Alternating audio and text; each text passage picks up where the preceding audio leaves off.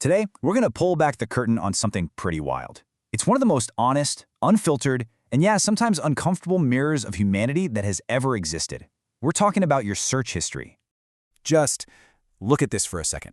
On the left, you've got the big public announcement, right? The perfect, happy moment we share with the world on Facebook. Engaged to my best friend. And on the right, that's the private, nagging little voice of doubt, whispered straight into a Google search. That contrast right there, that is everything.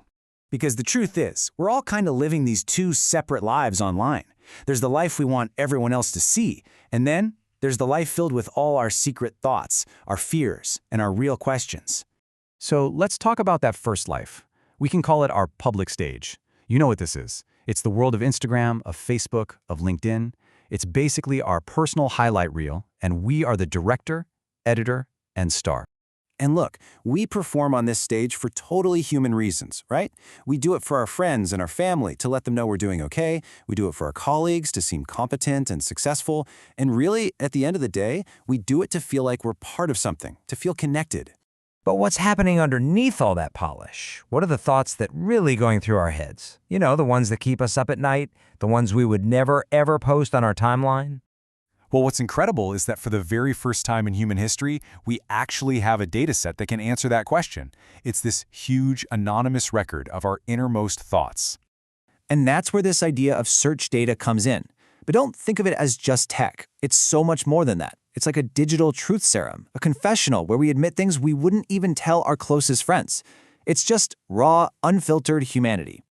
So, let's see what this truth serum actually reveals. And let's start with something I think we can all relate to, our personal insecurities, especially when it comes to love and relationships. I mean, think about it. People aren't asking their partners these questions out loud. No way. They're asking Google. They're looking for answers about their sex lives, searching for signs that something is wrong, or trying to figure out these huge questions like, how do you even know if you're really in love? Every one of these searches is like a little window into our deepest vulnerabilities.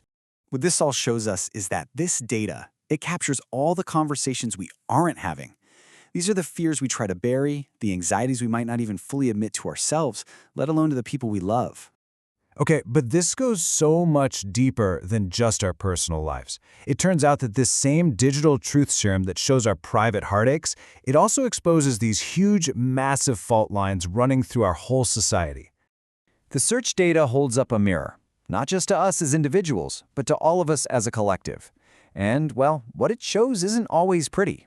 In fact, it shows society's raw, exposed nerves. For instance, one of the most disturbing findings is just how much racism it uncovers. Searches for racist jokes or questions rooted in harmful stereotypes, they are way more common than any public survey would ever lead you to believe.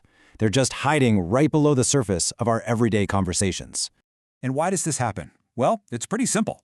The search bar is anonymous. It feels like a judgment-free zone. So people type in the things they would never, ever say out loud.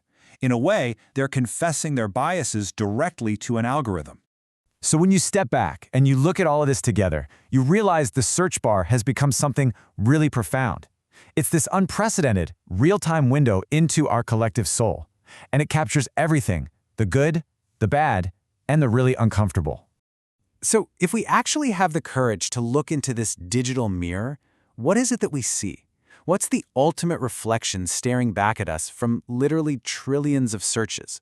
It shows us this, the vast, and yes, sometimes shocking difference between the people we pretend to be and the people we actually are when nobody else is looking. Which brings us to one final, kind of unavoidable question to think about.